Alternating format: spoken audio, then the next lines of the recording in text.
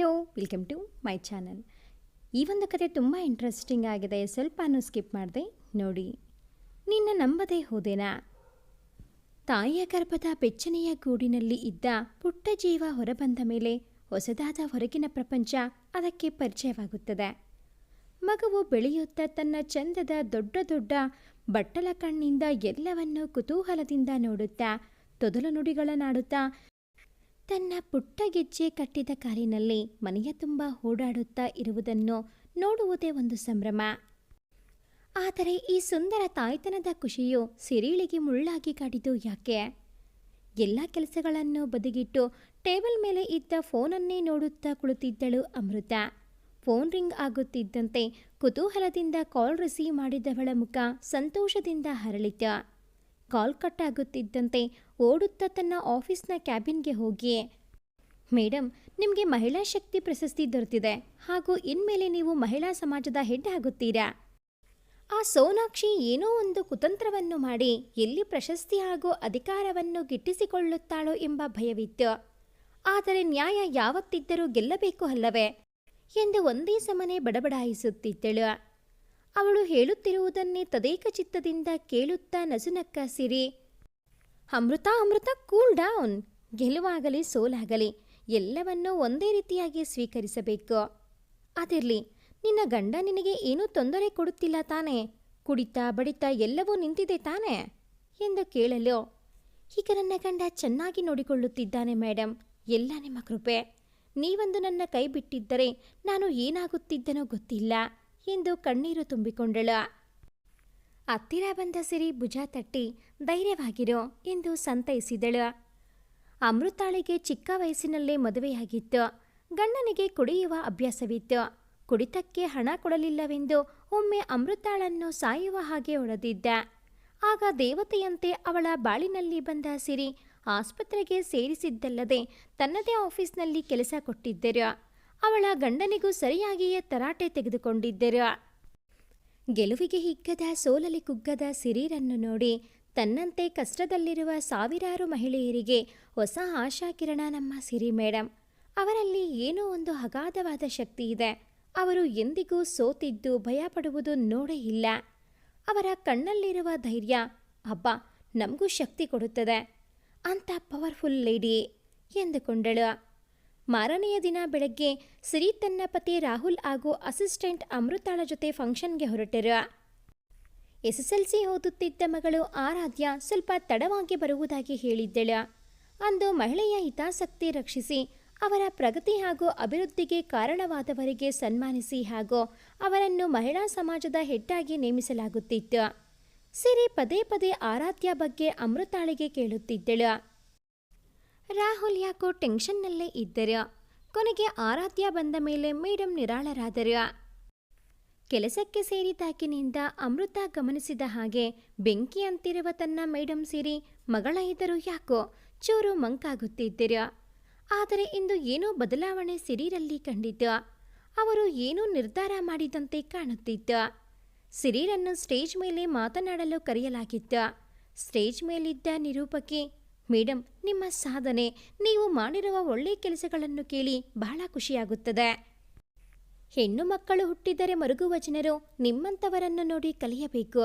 ನೀವು ಎಲ್ಲರಿಗೂ ಸ್ಫೂರ್ತಿ ಎಂದು ಮಾತು ಮುಗಿಸುವುದರ ಒಳಗೆ ಮೈಕನ್ನು ತನ್ನ ಕೈಗೆತ್ತಿಕೊಂಡ ಸಿರಿ, ಇಲ್ಲ, ನಾನು ಯಾರಿಗೂ ಸ್ಫೂರ್ತಿ ಅಲ್ಲ ಎಂದರು. ಒಂದು ಕ್ಷಣ ತಬ್ಬಿಬ್ಬಾದ ನಿರೂಪಕಿ, ಏಕೆ ಮೇಡಮ್ ಎಂದು ಕಿರುಧ್ವನಿಯಲ್ಲೇ ಕೇಳಲು, ಏಕೆಂದರೆ ನಾನು ಕೂಡ ಎಲ್ಲರ ಹಾಗೆ ಹೆಣ್ಣು ಮಗು ಬೇಡವೆಂದು ಅಂದುಕೊಂಡಿದ್ದೆ ಎಂದರು.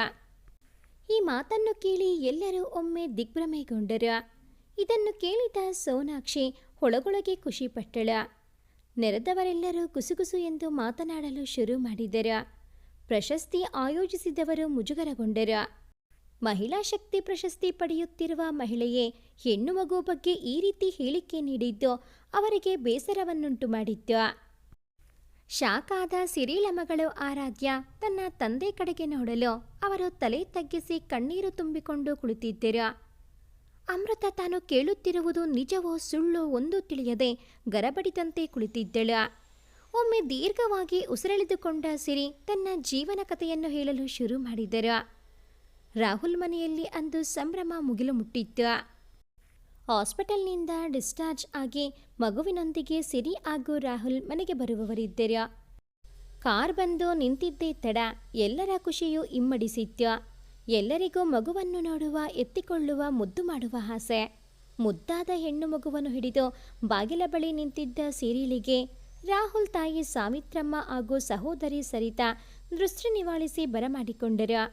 ಮನೆಯೊಳಗೆ ಬಂದ ಸಿರಿಲಿಂದ ಮಗುವನ್ನು ಎತ್ತಿಕೊಂಡು ತಾ ಮುಂದು ನಾ ಮುಂದು ಎಂದು ಎಲ್ಲರೂ ಮುದ್ದಾಡುತ್ತಿದ್ದರು.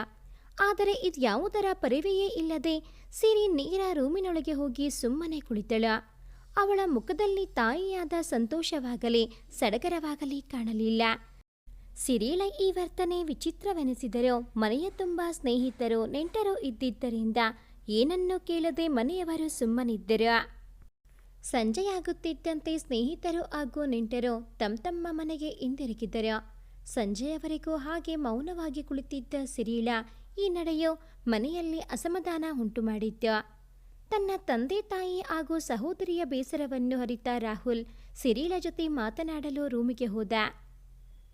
ತನ್ನ ಕೋಣೆಯಲ್ಲಿ ಕಿಟಕಿಯನ್ನೇ ದಿಟ್ಟಿಸಿ ನೋಡುತ್ತಾ ನಿರ್ಲಿಪ್ತವಾಗಿ ಕುಳಿತಿದ್ದ ಸಿರಿಳನ್ನು ನೋಡಿ ರಾಹುಲ್ಗೆ ಬಹಳಾನೇ ಬೇಸರವಾಯಿತು, ಕೋಪವೂ ಬಂತು. ಅವಳ ಹತ್ತಿರ ಬಂದ ರಾಹುಲ್, ಬೆಳಗಿನಿಂದ ಈ ರೀತಿ ಏಕೆ ಇರುವೆ?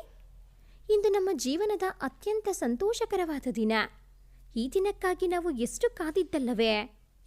ಆದರೆ ನೀನು ಹೀಗೆ ಬೇಸರದಲ್ಲಿ ಇದ್ದರೆ ಎಲ್ಲರೂ ಏನು ಅಂದುಕೊಳ್ಳುತ್ತಾರೆ ಎಂದು ಸಿಡುಕಿದ. ಏನನ್ನೂ ಪ್ರತಿಕ್ರಿಯಿಸದೆ ಸೋತವಳಂತೆ ಬಾಡಿದ ಮುಖವನ್ನು ಮಾಡಿಕೊಂಡು ಕುಳಿತಿದ್ದ ತನ್ನ ಮಡದಿಯ ಕಂಡು ರಾಹುಲ್ರಿಗೆ ಅನುಕಂಪ ಬಂದಿತ್ತು. ಮಗುವಿನ ಬಗ್ಗೆ ಎಷ್ಟೆಲ್ಲ ಕನಸು ಕಂಡಿದ್ದಳು, ಮಗು ಹೇಗಿರಬಹುದು ಎಂದು ಎಷ್ಟೆಲ್ಲ ವರ್ಣನೆ ಮಾಡಿದಳು. ದಿನಾಲೂ ಕ್ಯಾಲೆಂಡರ್ ನೋಡುತ್ತಾ ತನ್ನ ಪುಟ್ಟ ಜೀವವನ್ನು ಯಾವಾಗ ತನ್ನ ಮಡಿಲಲ್ಲಿ ನೋಡುವೆನೆಂದು ಒಂಟಿ ಕಾಲಲ್ಲಿ ನಿಂತು ಕಾಯುತ್ತಿದ್ದಳು.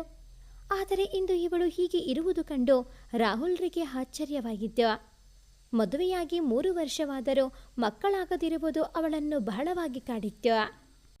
ಅದು ಅಲ್ಲದೆ ಬೆಂಗಳೂರಿನಲ್ಲಿ ಗಂಡ ಹೆಂಡತಿ ಇಬ್ಬರೇ ಇದ್ದಿದ್ದರಿಂದ ಪ್ರೆಗ್ನೆನ್ಸಿ ವೇಳೆಯಲ್ಲಿ ಅವಳಿಗೆ ತುಂಬಾನೇ ತೊಂದರೆಯಾಗಿತ್ತು. 9 ತಿಂಗಳು ಅವಳು ಪಟ್ಟಿದ್ದ ಕಷ್ಟ ಅವನಿಗೆ ತಿಳಿದಿತ್ತು. ಅತಿಯಾದ ವಾಂತಿಯಿಂದ ಸರಿಯಾಗಿ ಊಟವೂ ಸೇರುತ್ತಿರಲಿಲ್ಲ. ಎಷ್ಟೋ ದಿನ ನಿದ್ರೆ ಇಲ್ಲದಂತೆ ಕಳೆದಿದ್ದಳು. ನಂತರ ಆಪರೇಷನ್, ಇಂಜೆಕ್ಷನ್, ಹಾಸ್ಪಿಟಲ್. ಈಗ ದಿಢೀರನೆ ಮಗುವ ಜವಾಬ್ದಾರಿ ಅವಳನ್ನು ಕುಂದುವಂತೆ ಮಾಡಿರಬಹುದಾ ಎಂಬ ಯೋಚನೆಗೆ ಬಿದ್ದೆನು. ರಾಹುಲ್ನನ್ನು ಕಂಡು ತನ್ನಿಂದ ಎಲ್ಲರಿಗೂ ಬೇಸರವಾದದ್ದನ್ನು ಅರಿತು ಮಗುವಿನ ಲಾಲನೆ ಪಾಲನೆಯಲ್ಲಿ ತೊಡಗಿಕೊಂಡು ಸಿರಿ ಮತ್ತೆ ನಾರ್ಮಲ್ ಆಗಲು ಪ್ರಯತ್ನಿಸಿದಳು. ಹೀಗೆ 1 ತಿಂಗಳು ಕಳೆಯಿತು. ಒಮ್ಮೆ ರಾಹುಲ್ ಆಫೀಸ್ನಿಂದ ಹಿಂದಿರುಗುವಾಗ ಸಿರಿಳನ್ನು ಹಾಗೂ ಮಗುವನ್ನು ನೋಡಿಕೊಂಡು ಹೋಗಲು ಊರಿಂದ ಬಂದಿದ್ದ ಸಿರಿಳ ಬಾಲ್ಯದ ಗೆಳತಿ ವಂದಿತಾ ದಾರಿಯಲ್ಲಿ ಸಿಕ್ಕಳು. ಇಬ್ಬರು ಸೇರಿ ಮನೆಯ ಕಡೆಗೆ ಹೊರಟರು. ವಂದಿತಾಳನ್ನು ಸಿರಿಳ ರೂಮಿಗೆ ಹೋಗಿ ಅವಳ ಜೊತೆ ಮಾತನಾಡಿಸುವಂತೆ ಹೇಳಿದನು. ದಾರಿಯ ಮಧ್ಯೆಯೇ ವಂದಿತಾಗೆ ಸಿರಿಳ ಬದಲಾದ ವರ್ತನೆಯ ಬಗ್ಗೆ ತಿಳಿಸಿದ್ದನು. ಕೋಣೆಯ ಮೂಲೆಯಲ್ಲಿ ಕುಳಿತಿದ್ದ ಸಿರಿ ಇವಳೆಡೆಗೆ ತಿರುಗಿ ನೋಡಿದಾಗ ವಂದಿತಾ ಸಿರಿಳನ್ನು ನೋಡಿ ಶಾಕ್ ಆದಳು. ಕಳೆಗುಂದಿದ ಮುಖ, ಕಣ್ಣುಗಳ ಸುತ್ತ ಕಪ್ಪು ವೃತ್ತ ಅವಳನ್ನು ಗುರುತು ಹಿಡಿಯಲಾಗದಷ್ಟು ಸೊರಗಿದ್ದಳು. ಕೆಂಪಾದ ಕಣ್ಣು ಅವಳು ಅಳುತ್ತಿರುವುದನ್ನು ಸೂಚಿಸುತ್ತಿತ್ತು. ರಾಹುಲ್ ದಾರಿಯಲ್ಲಿ ಸಿರಿಳ ಬಗ್ಗೆ ಹೇಳಿದ್ದು ಸತ್ಯವೆಂದು ಅರಿವಾಯಿತು. ತನ್ನ ಜೀವದ ಗೆಳತಿ ಕಂಡ ಕೂಡಲೇ ಸಿರಿಳ ಮನದಲ್ಲೇ ಬಚ್ಚಿಟ್ಟ ಚಿಂತೆಯ ಕಟ್ಟೆ ಹೊಡೆಯಿತು. ಒಮ್ಮೆಲೆ ಜೋರಾಗಿ ಅಳಲು ಶುರು ಮಾಡಿದಳು. ವಂದಿತಾ ಏನಾಯಿತೆಂದು ಕೇಳಿದರೂ ಉತ್ತರ ನೀಡದೆ ಅಳುತ್ತಲೇ ಇದ್ದಳು. ಅಷ್ಟರಲ್ಲಿಯೇ ರೂಮಿಗೆ ಬಂದ ರಾಹುಲ್ ಸಿರಿಳನ್ನು ಸಮಾಧಾನ ಮಾಡಲು ಯತ್ನಿಸಿದ.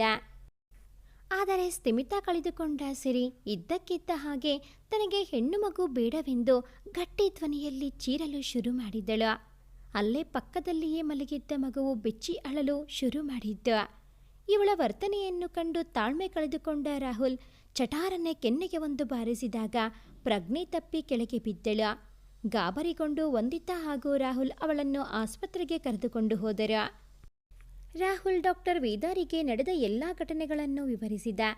ಒಮ್ಮೆ ಮಗುವನ್ನು ಖುಷಿಯಾಗಿ ನೋಡಿಕೊಂಡರೆ ಇನ್ನೊಮ್ಮೆ ಅಳುತ್ತಾ ಒಂಟಿಯಾಗಿ ಇರುತ್ತಾಳೆ. ರಾತ್ರಿಯೆಲ್ಲ ನಿದ್ದೆ ಮಾಡದೆ ಏನೇನು ಯೋಚನೆ ಮಾಡುತ್ತಿರುತ್ತಾಳೆ. ತುಂಬ ಸಲ ಅವಳನ್ನು ಆಸ್ಪತ್ರೆಗೆ ಕರೆತರಲು ಪ್ರಯತ್ನ ಪಟ್ಟರೂ ಸಾಧ್ಯವಾಗಲಿಲ್ಲ ಎಂದೆನು. ಅದು ಅಲ್ಲದೆ ಅವಳಿಗೆ ಗಂಡು ಮಗು ಆಗಬೇಕೆಂಬ ಬಯಕೆ ಅತಿಯಾಗಿ ಇತ್ತು. ಆದರೆ ಅದು ಇವಳನ್ನು ಇಷ್ಟು ಕಾಡುವುದು ಎಂದು ಎಣಿಸಿರಲಿಲ್ಲ ಎಂದನು. ಎಲ್ಲವನ್ನೂ ಸಮಾಧಾನವಾಗಿ ಕೇಳಿದ ಡಾಕ್ಟರ್ ವೇದ ಗಾಬರಿಯಾಗುವ ಅವಶ್ಯಕತೆ ಇಲ್ಲ. ಇದುವೆಲ್ಲ ಕೇಳಿದರೆ ಇದು ಪೋಸ್ಟ್ ಡೆಲಿವರಿ ಡಿಪ್ರೆಷನ್, ಪ್ರಸವದ ನಂತರ ಖಿನ್ನತೆ ಇರಬಹುದು ಅನಿಸುತ್ತದೆ. ಆದರೆ ಸರಿಯಾದ ಸಮಯಕ್ಕೆ ಟ್ರೀಟ್ಮೆಂಟ್ ಸಿಗದಿದ್ದರೆ ಮುಂದೆ ಸಿರಿಲಿಗೆ ತೊಂದರೆಯಾಗಬಹುದು. ಆದ್ದರಿಂದ ತಮ್ಮಿಂದ ಏನನ್ನೂ ಮುಚ್ಚುಮರೆ ಮಾಡದೆ ಸಿರಿಲ ಬಗ್ಗೆ ಎಲ್ಲ ವಿವರವನ್ನು ನೀಡುವಂತೆ ಹೇಳಿದ್ದರು. ಅಲ್ಲದೆ ಸಿರಿಲು ಈ ಹಿಂದೆ ಎಂದಾದರೂ ಡಿಪ್ರೆಷನ್ ಆಗಿದ್ದು ಉಂಟೆ ಎಂದು ಕೇಳಿದಾಗ ತಾನು ಇಲ್ಲ ಎನ್ನುವ ಮೊದಲೇ ಈ ಎಲ್ಲ ವಿಚಾರದಿಂದ ಗಾಬರಿಗೊಂಡ ವಂದಿತಾ ಹೌದು ಎಂದು ಹೇಳಿದ್ದು ಕೇಳಿ ರಾಹುಲ್ರಿಗೆ ಶಾಕ್ ಆಯಿತು. ತನ್ನ ಮಡದಿಯು ಮದುವೆಯೂ ಮುಂಚೆ ತೀವ್ರ ಡಿಪ್ರೆಷನ್ಗೆ ಒಳಗಾಗಿ ಟ್ರೀಟ್ಮೆಂಟ್ ತೆಗೆದುಕೊಳ್ಳುತ್ತಿದ್ದಳು. ಈ ವಿಷಯ ತನ್ನಿಂದ ಮುಚ್ಚಿಡಲಾಗಿತ್ತು ಎಂಬುದು ತಿಳಿದ ರಾಹುಲ್ ಅಸಮಾಧಾನಗೊಂಡನು. ಗೆಳತಿಯ ಒಳತಿಗಾಗಿ ವಂದಿತಾ ನಡೆದ ಎಲ್ಲ ಘಟನೆಗಳನ್ನು ಹೇಳಲೇಬೇಕಾಗಿತ್ತು. ಮಲ್ಲಿಗೆಪುರ ಎಂಬ ಹಳ್ಳಿಯಲ್ಲಿ ಶಿಲ್ಪಮ್ಮ ಹಾಗೂ ಭೈರಪ್ಪ ದಂಪತಿಯ 3ನೇ ಮಗಳೇ ಸಿರಿ. ಇವಳ ಅಕ್ಕಂದಿಯರು ರಾಗಿಣಿ, ಸಂಜನಾ ಹಾಗೂ ಒಬ್ಬ ತಮ್ಮ ಆಕಾಶ್. ಗಂಡು ಮಗುವಿಗಾಗಿ ಹಪಹಪಿಸುತ್ತಿದ್ದ ತಂದೆ ತಾಯಿಯೋ ಸಿರಿ ಹುಟ್ಟಿದಾಗ ತಮ್ಮ 3ನೆಯ ಮಗು ಕೂಡ ಹೆಣ್ಣು ಎಂದು ತಿಳಿದು ಬಹಳ ನೊಂದಿದ್ದರು. ಹಾಗಾಗಿ ಹುಟ್ಟಿದಾಗಿಂದ ಸಿರಿ ಸ್ವಲ್ಪ ನಿರ್ಲಕ್ಷ್ಯಕ್ಕೆ ಒಳಗಾಗಿದ್ದಳು. ಆಕಾಶ್ ಹುಟ್ಟಿದ ಮೇಲೆ ಹೆಣ್ಣು ಗಂಡು ಮಗುವಿನ ತಾರತಮ್ಯದ ಬಗ್ಗೆ ಅರಿವಿಲ್ಲದ ಮುಗ್ಧ ಹುಡುಗಿಯೋ ತನ್ನ ತಮ್ಮನಿಗೆ ಸಿಗುತ್ತಿದ್ದ ಪ್ರೀತಿ ಮಮತೆ ಮೊದಲಿನಿಂದಲೂ ತನಗೆ ಏಕೆ ಸಿಗುತ್ತಿಲ್ಲ ಎಂದು ನೊಂದುಕೊಳ್ಳುತ್ತಿದ್ದಳು. ಇದಕ್ಕೆ ಕಾರಣವೂ ಇತ್ತು. ಇವರಿಗೆ ಸರ್ಕಾರಿ ಶಾಲೆ, ಅವನಿಗೆ ಇಂಗ್ಲಿಷ್ ಮಾಧ್ಯಮದ ಉತ್ತಮ ಶಾಲೆ. ಇವರಿಗೆ ತಂಗಳ ಊಟ, ಅವನಿಗೆ ಬಿಸಿ ಊಟ. ಹೊಸ ಬಟ್ಟೆ ಅಂತೂ ಏನಿದ್ದರೂ ಅವನಿಗೆ ಸೀಮಿತ. ಹೀಗೆ ಅಡಿಅಡಿಗೂ ನಾನಾ ರೀತಿಯ ತಾರತಮ್ಯವನ್ನು ಗಮನಿಸುತ್ತಾ ಬಂದಿದ್ದ ಸೂಕ್ಷ್ಮ ಮನಸ್ಸಿನ ಸಿರಿ ಒಳಗೊಳಗೆ ಬಹಳ ಕುಗ್ಗಿದ್ದಳು. ಆಗಿನಿಂದಲೇ ಅವಳ ವರ್ತನೆಯಲ್ಲಿ ಬದಲಾವಣೆ ಕಾಣಿಸಿಕೊಳ್ಳುತ್ತಿತ್ತು. ತಂದೆ ಹಾಗೂ ತಾಯಿಯೊಡನೆ ಈ ವಿಚಾರವಾಗಿ ಬಹಳ ಜಗಳವಾಡುತ್ತಿದ್ದಳು. ಗಂಡು ಮಕ್ಕಳಿಗೆ ಕೊಂಬು ಇದೆಯೇ, ಅವರಲ್ಲಿ ಏನಿದೆ ವಿಶೇಷವೆಂದು ಅಷ್ಟು ಪ್ರಾಮುಖ್ಯತೆ ನೀಡುತ್ತೀರಾ ಎಂದು ಸಿಡುಕುತ್ತಿದ್ದಳು. ಚಿಕ್ಕ ವಯಸ್ಸಿನ ಹುಡುಗಿ ಹಾಗೂ ಸಹೋದರರಲ್ಲಿ ಹಠ, ಕೋಪ ಮುನಿಸಿಕೊಂಡು ಒಂಟಿಯಾಗಿರುವುದು ಈ ವಯಸ್ಸಿನಲ್ಲಿ ಸಹಜವೆಂದು ಹೆಚ್ಚಾಗಿ ಯಾರೂ ಅವಳ ಕಡೆ ಗಮನ ಕೊಡಲಿಲ್ಲ. ಅಕ್ಕಂದಿರ ಅಕ್ಕರೆಯ ತಂಗಿಯಾಗಿದ್ದರಿಂದ ಒಂದು ಮಟ್ಟಿಗೆ ಸಿರಿಳ ಮನಸ್ಸು ಸ್ಥಿಮಿತದಲ್ಲಿತ್ತು.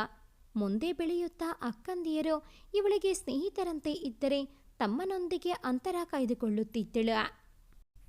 ಸಿರಿ SSLC ಓದುವಾಗ 22 ಹಾಗೂ 19 ವರ್ಷದ ರಾಗಿಣಿ ಹಾಗೂ ಸಂಜನಾಳ ಮದುವೆ ಮಾಡಲಾಗಿತ್ತು. ತನ್ನ 2 ಅಕ್ಕಂದಿಯರ ಮದುವೆ ಚಿಕ್ಕ ವಯಸ್ಸಿನಲ್ಲಿಯೇ ಮಾಡಿ ಅವರನ್ನು ಬೇರೆ ಊರಿಗೆ ಕಳಿಸಿದ ಮೇಲಂತೂ ಸಿರಿ ಮನೆಯಲ್ಲಿ ಒಬ್ಬಂಟಿಯಾಗಿದ್ದಳು. ಈಗ ತಂದೆ ತಾಯಿಯೋ ಅವಳೆಡೆಗೆ ಹೆಚ್ಚಾಗಿ ಗಮನ ಕೊಟ್ಟರೂ ಅದು ಅವಳಿಗೆ ಬೇಕಾಗಿರಲಿಲ್ಲ. ತಂದೆ ತಾಯಿ ಹಾಗೂ ತಮ್ಮನ ಮೇಲೆ ಕೋಪವಿಲ್ಲದಿದ್ದರೂ ಅವರೊಡನೆ ಎಮೋಷನಲ್ ಅಟ್ಯಾಚ್ಮೆಂಟ್ ಇರಲಿಲ್ಲ. ಆಗಲೇ ಅವಳಿಗೆ ಜೀವದ ಗೆಳತಿಯಾಗಿ ನಂದಿತಾ ಸಿಕ್ಕದ್ದು. ಸಿರಿ ತನ್ನ ಸ್ನೇಹಿತೆ ನಂದಿತಾಳ ಹತ್ತಿರ ಮನಸ್ಸಿನ ಎಲ್ಲ ಖುಷಿ, ನೋವು, ದುಗುಡಗಳನ್ನು ಮುಚ್ಚುಮರೆ ಇಲ್ಲದೆ ಹಂಚಿಕೊಳ್ಳುತ್ತಿದ್ದಳು. ಒಮ್ಮೆ ನಗುತ್ತಿದ್ದರೆ ಒಮ್ಮೆ ಸಿಡುಕಿ ಮನೆಯಲ್ಲಿ ಜಗಳವಾಡುತ್ತಿದ್ದ ಸಿರಿಲ ವಿಪರೀತ ವರ್ತನೆಯನ್ನು ಕಂಡು ಬೇಸರಗೊಂಡ ತಂದೆ ತಾಯಿಯೋ ಸ್ಥಳ ಬದಲಾದರೆ ಮನಸ್ಸು ತಿಳಿಯಾಗುವುದೆಂದು ಬೇಸಿಗೆಯ ರಜೆಯಲ್ಲಿ ಅವಳನ್ನು ಅಜ್ಜಿಯ ಊರಿಗೆ ಕಳಿಸಿದರು. ಅಕ್ಕಂದಿರು ದೂರಾದ ಮೇಲೆ ಇವಳ ನೊಂದ ಮನಸ್ಸಿಗೆ ತುಸು ಖುಷಿಯನ್ನು ನೀಡುತ್ತಿದ್ದ 2 ಜೀವವೆಂದರೆ ಅದು ವಂದಿತಾ ಹಾಗೂ ಸಿರಿಳ ಅಜ್ಜಿ ವರದಮ್ಮ. ಯಾರ ಹಂಗೂ ಇಲ್ಲದೆ ಒಬ್ಬಂಟಿಯಾಗಿ ಬಾಳುತ್ತಿದ್ದಳು ವರದಮ್ಮ, ಸಾವಿತ್ರಮ್ಮರ ತಾಯಿ. ವರದಮ್ಮ ಗಟ್ಟಿಗಿತ್ತಿ, ಕಣ್ಣಿನಲ್ಲಿ ಎಲ್ಲರನ್ನೂ ಅಳೆಯುತ್ತಿದ್ದಳು. ಹೆಚ್ಚಾಗಿ ಓದಿಲ್ಲದಿದ್ದರೂ ಎಲ್ಲ ವಿಷಯದ ಬಗ್ಗೆ ತುಂಬ ತಿಳಿದಿದ್ದರು. ಹಣೆಗೆ ದೊಡ್ಡದಾದ ಕುಂಕುಮ ಇಡುತ್ತಿದ್ದ ಸದಾ ನಗುಮುಖದ ಅಜ್ಜಿ ಎಂದರೆ ಸಿರಿಳಿಗೆ ಅಚ್ಚುಮೆಚ್ಚು. ಅಜ್ಜಿಗೂ ಸಿರಿಳ ಮೇಲೆ ಸ್ವಲ್ಪ ಹೆಚ್ಚೇ ಪ್ರೀತಿ ಇತ್ತು. ಚಿಕ್ಕಂದಿನಿಂದಲೂ ಸಿರಿಳನ್ನು ಗಮನಿಸುತ್ತಾ ಬಂದಿದ್ದ ಅಜ್ಜಿಯು ಅವಳಿಗೆ ತನ್ನ ಮೇಲಿದ್ದ ಕೀಳರಿಮೆ ಕಡಿಮೆ ಮಾಡಲು ಹೆಣ್ಣಿನ ಮೇಲೆ ಹಲವು ಸಕಾರಾತ್ಮಕ ಕಥೆಗಳನ್ನು ಹೇಳುತ್ತಿದ್ದರು. ಹೆಣ್ಣೆಂದರೆ ಒಂದು ಶಕ್ತಿ, ಕರುಣಾಮಯಿ, ಕ್ಷಮೆಯಾತರಿತ್ರಿ ಎಂಬ ಭಾವನೆಯು ಸಿರಿಳ ಮನಸ್ಸಿನಲ್ಲಿ ಬಿತ್ತಿದ್ದರು. ಹೀಗೆ ರಜೆಯಲ್ಲಿ ಅಜ್ಜಿಯ ಬಳಿ ಖುಷಿಯಿಂದ ಇದ್ದ ಸಿರಿ ಮರಳಿ ಮನೆಗೆ ಬಂದಿದ್ದಳು. ಅಜ್ಜಿಯ ಮನೆಗೆ ಹೋಗಿ ಬಂದ ಮೇಲೆ ಸಿರಿ ಬಹಳ ಖುಷಿಯಿಂದ ಸಹಜವಾಗಿ ಇರುತ್ತಿದ್ದಳು. ಹೆಣ್ಣೆಂದರೆ ಕೀಳಲ್ಲ ಎಂಬ ಭಾವನೆಯು ಸಿರಿಳ ಮನಸ್ಸಿಗೂ ಅನಿಸತೊಡಗಿತ್ತು. ಇದೆಲ್ಲವುದರ ನಡುವೆ ಅವಳು ಓದಿನ ಕಡೆಗೆ ಒಲವು ಹೊಂದಿದ್ದಳು. ಚೆನ್ನಾಗಿ ಓದಿ ಒಂದು ಒಳ್ಳೆಯ ಅಧಿಕಾರಿಯಾಗಬೇಕೆಂಬ ಆಸೆ ಅವಳಲ್ಲಿತ್ತು. ಪುಸ್ತಕದೊಂದಿಗೆ ಜಾಸ್ತಿ ಸಮಯ ಕಳೆಯುತ್ತಿದ್ದ ಸಿರಿ ಬಹಳ ಬುದ್ಧಿವಂತಳಾಗಿದ್ದಳು. ಅಡೆತಡೆ ಇಲ್ಲದೆ ಓದನ್ನು ಮುಂದುವರಿಸುತ್ತಿದ್ದಳು. ಒಮ್ಮೆ ಎಲ್ಲರೂ ಸಿರಿಳ ಅಕ್ಕಂದಿರ ಮನೆಗೆ ಅವರನ್ನು ನೋಡಿ ಬರಲು ಹೊರಟಿದ್ದರು. ರಾಗಿಣಿ ಹಾಗೂ ಸಂಜನಾರನ್ನು ಅಕ್ಕಪಕ್ಕದ ಊರಿಗೆ ಕೊಟ್ಟಿದ್ದರು. ಅಂದು ಸಿರಿಳ ಖುಷಿಗೆ ಪಾರವೇ ಇರಲಿಲ್ಲ. ಮನೆಯ ತುಂಬ ಸಂತೋಷದಿಂದ ಓಡಾಡುತ್ತಿದ್ದಳು. ಹೊಸ ಬಟ್ಟೆ ತೊಟ್ಟು ಎಲ್ಲರೊಡನೆ ಕೂಡಿ ಖುಷಿಯಾಗಿ ಮಾತನಾಡಿಕೊಂಡು ಊರ ಕಡೆಗೆ ಹೊರಟರು. ತಮ್ಮ ಮಗಳಲ್ಲಿ ಆದ ಬದಲಾವಣೆ ಕಂಡು ತಂದೆ ತಾಯಿ ಕೂಡ ಸಂತೋಷಪಟ್ಟರು. ಆದರೆ ಆ ಸಂತೋಷ ಬೇಗ ದುಃಖವಾಗಿ ಮಾರ್ಪಟ್ಟಿತು. ಸಿರಿಳ ಮೊದಲ ಅಕ್ಕ ರಾಗಿಣಿ ಆಯಾ ತಪ್ಪಿ ಕೆಳಗೆ ಬಿದ್ದು ತಲೆಗೆ ಪೆಟ್ಟಾಗಿ ಸಾವಿಗೀಡಾಗಿದ್ದಳು. ಈ ಘಟನೆಯ ಬಳಿಕ ಸಿರಿಳ ವರ್ತನೆ ಬಹಳನೇ ಬದಲಾಗಿತ್ತು. ಒಮ್ಮೆ ಅಕ್ಕನ ಸಾವಿಗೆ ತನ್ನ ತಂದೆ ತಾಯಿ ಕಾರಣವೆಂದರೆ ಮತ್ತೊಮ್ಮೆ ಅವರ ಸಾವಿಗೆ ಭಾವ ರಾಜ ಕಾರಣವೆಂದು ಹೇಳುತ್ತಿದ್ದಳು. ಗಂಡಸರೆಂದರೆ ಅವಳಿಗೆ ಬಹಳ ದ್ವೇಷವಿತ್ತು. ಪದೇ ಪದೇ ಗೆಳತಿ ವಂದಿತಾ ಜೊತೆ ಗಂಡಸರೆಂದರೆ ತನಗೆ ಇಷ್ಟವಿಲ್ಲ. ಅವರಿಂದಲೇ ಹೆಣ್ಣು ಮಕ್ಕಳನ್ನು ನಿರ್ಲಕ್ಷಿಸಲಾಗುತ್ತದೆ ಎಂದು ಹೇಳುತ್ತಿದ್ದಳು. ಒಮ್ಮೆ ಒಂದು ಸಣ್ಣ ವಿಚಾರವಾಗಿ ಜಗಳವಾದಾಗ ತನ್ನ ತಮ್ಮನಿಗೆ ಕಲ್ಲಿನಲ್ಲಿ ಹೊಡೆದಿದ್ದಳು. ಅಲ್ಲದೆ ತನಗೆ ಗಂಡು ಮಗುವಾದರೆ ಅದನ್ನು ಬೇರೆಯವರಿಗೆ ಕೊಟ್ಟು ಬಿಡುವುದಾಗಿ ಹೇಳುತ್ತಿದ್ದಳು. ಇವಳನ್ನು ಹೀಗೆ ಬಿಟ್ಟರೆ ಕಷ್ಟವಾಗುವುದು ಎಂದು ಊರಿನವರಿಗೆ ಸಿರಿಳು ಓದಲು ಸಿಟಿಗೆ ಹೋಗುತ್ತಿದ್ದಾಳೆ ಎಂದು ಹೇಳಿ ತಾಯಿ ವರದಮ್ಮಳ ಜೊತೆ ಮಾಡಿ ಅವಳನ್ನು ಬೇರೆ ಕಡೆ ಇರಿಸಿದರು. ಅವಳಿಗೆ ಸಿಟಿ ಆಸ್ಪತ್ರೆಯಲ್ಲಿ ಮನೋವೈದ್ಯೆ ಶಾಲಿನಿಯ ಬಳಿ ಟ್ರೀಟ್ಮೆಂಟ್ ಮಾಡಿಸಲಾಗುತ್ತಿತ್ತು ಎಂಬುವುದು ಅಷ್ಟೇ ವಂದಿತಾಳಿಗೆ ತಿಳಿದಿತ್ತು. ನಂತರ ವಂದಿತಾ ಓದಿಗಾಗಿ ಬೇರೆ ಊರಿಗೆ ತೆರಳಿದ್ದರಿಂದ ವಂದಿತಾ ಹಾಗೂ ಸಿರಿ ಹೆಚ್ಚಾಗಿ ಭೇಟಿಯಾಗಿರಲಿಲ್ಲ.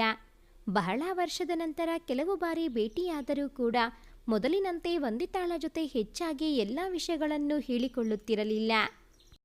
ಇಷ್ಟು ವಿವರಗಳನ್ನು ಒಂದೇ ಉಸಿರಲ್ಲಿ ಹೇಳಿ ನಿಟ್ಟುಸಿರು ಬಿಟ್ಟು ವಂದಿತಾ ಸುಮ್ಮನೆ ಕುಳಿತಳು. ಆದರೆ ವಂದಿತಾ ಹೇಳಿದ್ದನ್ನು ಕೇಳಿದ ಡಾಕ್ಟರ್ ವೇದ ಹಾಗೂ ರಾಹುಲ್ ಗೊಂದಲಗೊಂಡಿದ್ದರು.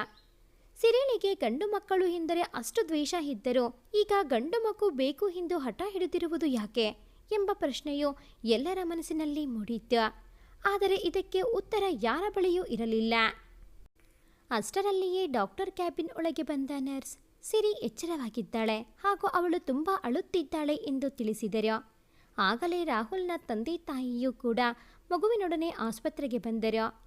ಅವಳ ಮನಸ್ಥಿತಿಯನ್ನು ತಿಳಿಯದೆ ಕೈ ಮಾಡಿಬಿಟ್ಟೆನಲ್ಲ ಎಂದು ನೊಂದಿದ್ದ ರಾಹುಲ್ ಸಿರಿಳನ್ನು ನೋಡಲು ಅವಳು ಇದ್ದ ವಾರ್ಡಿಗೆ ಹೋದನು. ಪ್ರಜ್ಞೆ ಬಂದಾಗ ತಾನು ಆಸ್ಪತ್ರೆಯಲ್ಲಿ ಇದ್ದದ್ದನ್ನು ಕಂಡು ಅವಳು ಬಹಳ ಭಯಭೀತಳಾಗಿದ್ದಳು. ಹೆದರಿದ ಮಗುವಿನಂತೆ ಮುದುಡಿ ಕುಳಿತು ಅಳುತ್ತಿದ್ದಳು. ರಾಹುಲ್ ಸಿರಿಳ ಹತ್ತಿರ ಬಂದು ಸಮಾಧಾನ ಮಾಡಿದ ಮೇಲೆ ತುಸು ನಿರಾಳವಾದಳು. ನಂತರ ಏನನ್ನೋ ಹುಡುಕುವಂತೆ ಆ ಕಡೆ ಈ ಕಡೆ ನೋಡುತ್ತಿದ್ದಳು. ಒಮ್ಮೆ ತನ್ನ ಮಗು ಕಣ್ಣಿಗೆ ಬಿದ್ದಂತೆ ಅವಳ ಮುಖ ಸಂತೋಷದಿಂದ ಅರಳಿತು. ತುಟಿಯ ಮೇಲೆ ನಗುವು ಮೂಡಿತು. ಮಗುವನ್ನು ತನ್ನ ಮಡಲಿಗೆ ತೆಗೆದುಕೊಂಡು ಮುದ್ದಾಡಿದಳು. ಇದೆಲ್ಲವನ್ನು ದೂರದಿಂದ ನೋಡುತ್ತಿದ್ದ ಡಾಕ್ಟರ್ ವೇದಾರಿಗೆ ಸಿರಿಳ ಮನಸ್ಥಿತಿ ಅರಿಯುವುದು ಕಷ್ಟವಾಗುತ್ತಿದೆ ಎಂದು ಅನಿಸುತ್ತಿತ್ತು. ರಾಹುಲ್ನನ್ನು ಹೊರಗೆ ಕರೆದ ಡಾಕ್ಟರ್ ಮನೋವೈದ್ಯ ಶಾಲಿನಿಯ ಡೀಟೇಲ್ಸ್ ನೀಡುವುದಾಗಿ ಹಾಗೂ ಸಿರಿಳ ತಂದೆ ತಾಯಿಯನ್ನು ತನ್ನೊಂದಿಗೆ ಭೇಟಿಯಾಗಲು ತಿಳಿಸುವಂತೆ ಹೇಳಿದರು. ಗಂಡಸರೆಂದರೆ ಇಷ್ಟವಿಲ್ಲದ ಸಿರಿ ಯಾಕೆ ಹೆಣ್ಣು ಮಗು ಆದಾಗ ನನಗೆ ಗಂಡು ಮಗು ಆಗಬೇಕೆಂದು ಇಂದು ಡಿಪ್ರೆಷನ್ಗೆ ಹೋಗಿದ್ದು? ಇಷ್ಟಕ್ಕೂ ಅವಳ ಮನಸ್ಸಿನಲ್ಲಿ ಯಾವ ನೋವಿದೆ? ಭಾಗ 2 ಮುಂದುವರಿಯುತ್ತದೆ. ಭಾಗ 2ರ ನೋಟಿಫಿಕೇಷನ್ಸ್ ನಿಮಗೆ ಬರಬೇಕು ಅಂತ ಅಂದರೆ ಈ ಕೂಡಲೇ ಈ ಚಾನಲ್ಗೆ ಸಬ್ಸ್ಕ್ರೈಬ್ ಆಗಿ. ಹಾಗೆಯೇ ಈ ಒಂದು ಕತೆ ನಿಮಗೆ ಇಷ್ಟ ಆಗಿದ್ದಲ್ಲಿ ಪ್ಲೀಸ್ ಲೈಕ್ ಮಾಡಿ, ಶೇರ್ ಮಾಡಿ, ಹಾಗೆಯೇ ಕಾಮೆಂಟ್ ಮಾಡೋದನ್ನು ಮರಿಬೇಡಿ. Thanks for watching this video.